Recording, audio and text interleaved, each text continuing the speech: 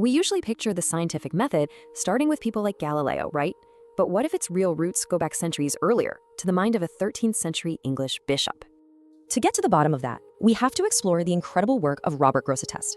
For this explainer, we're drawing on some fantastic sources, including the 2024 entry in the Stanford Encyclopedia of Philosophy and the overview on Wikipedia. And of course, the links to our full bibliography are in the description below. So let's get into it. To really get Grosseteste, you have to picture 13th century England.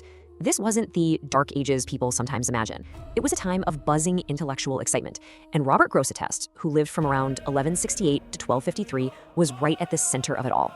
Oh, absolutely. I mean, look at this list. This was not a man who stayed in one box. He was a philosopher, a theologian, a scientist, and a major academic leader.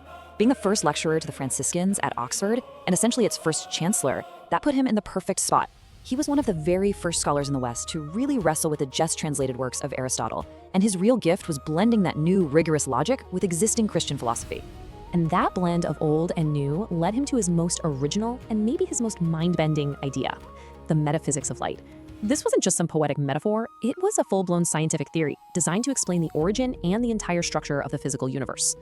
Right, and the whole thing hinges on this key distinction. For Grosseteste, there were two kinds of light. You have lux, which you can think of as the raw, pure, dimensionless spark of creation itself, its pure potential. And then you have lumen, which is the physical stuff, the expanding, spherical wave of energy that actually goes out and forms the cosmos. And this is how he saw it all unfolding.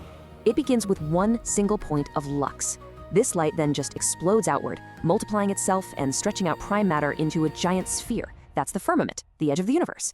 Then, from that outer shell, lumen radiates back inward. As it moves in, it condenses matter, forming layer after layer. First the celestial spheres, and then finally, right at the center, the elements, fire, air, water, and earth. It's an incredibly beautiful and self-contained model. And this leads to the real breakthrough. If the entire universe is built by light, and light behaves according to the rules of geometry, then mathematics has to be the master key to understanding reality. He was arguing, centuries before anyone else, that a single mathematical and physical law could explain the whole cosmic structure. That's a huge leap. This drive for a logical, unified explanation didn't just stay in the realm of cosmology. It led him to what many historians now see as his greatest contribution of all, a formal, repeatable method for finding things out. And this is it. He called it resolution and composition. Resolution is what we'd call induction. You observe things in the world, you see this swan is white, that swan is white, and you work your way out to a general rule. Then you have composition, which is deduction. You take that general rule, say the law of gravity, and you use it to predict something specific, like an apple falling from a tree. This back and forth process is basically the engine of modern science. But he didn't stop there. He then asked the most important question: how do you know your general rule is actually correct? And to solve this, he came up with a thought experiment.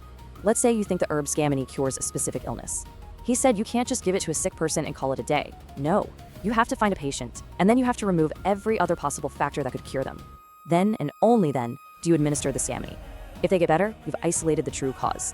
That is, for all intents and purposes, the principle of a controlled experiment. And this is precisely why the historian A.C. Crombie made this incredible claim.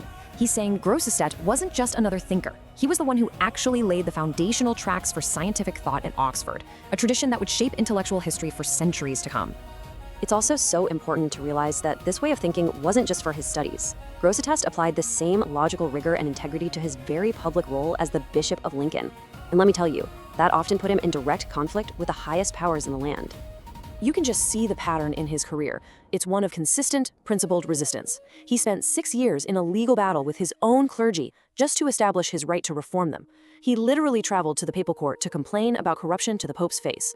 And his final act, well, it was his most audacious. Yeah, in 1253, the Pope ordered him to appoint the Pope's nephew to a position. Grosseteste wrote a letter and flatly refused. His argument was that any command, even from the Pope, that violates the core principles of the faith is fundamentally illegitimate and must be disobeyed. The same mind that demanded experimental proof in science was demanding logical and moral proof from the church. So let's tie it all together. What did this all mean in the long run? What was the lasting impact of this one 13th century bishop and his ideas? The impact was massive and direct. His student, Roger Bacon, picked up the torch and ran with it, especially in optics. His scientific method became the standard operating procedure at Oxford. And his insistence on using math to explain nature, that lit a fire that inspired the next generation of thinkers, the Oxford calculators, who started to mathematize physics. He literally altered the intellectual DNA of the university. Which brings us to a great way to sum up his whole contribution. You can think of it as a journey, from divine light to scientific sight. He began with a theological vision of light creating the world, and he ended up forging a method that gave us a new way to see that world with rational, scientific clarity. So what can we actually take away from this today? Well, there are 3 key lessons here. First, deconstruct to understand. Just like his idea of resolution, take any problem you're facing and break it down into its smallest, most basic parts. Second, rebuild to explain. That's his composition. Use those basic parts to build a model that can actually predict things. And third, find the underlying math. Always look for the hidden logic, the rules, or the quantitative structure that's secretly running the whole system.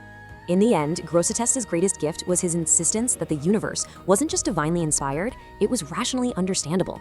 His work is a powerful reminder that the biggest breakthroughs so often happen right at the messy, exciting intersection where different fields like theology, math, and natural philosophy crash into each other. Which leaves us all with a pretty practical question to think about. The next time you're stuck on a really tough problem, what totally unexpected field, what different way of thinking might hold the key you've been looking for? A full disclaimer and the bibliography we use for this explainer can be found in the description.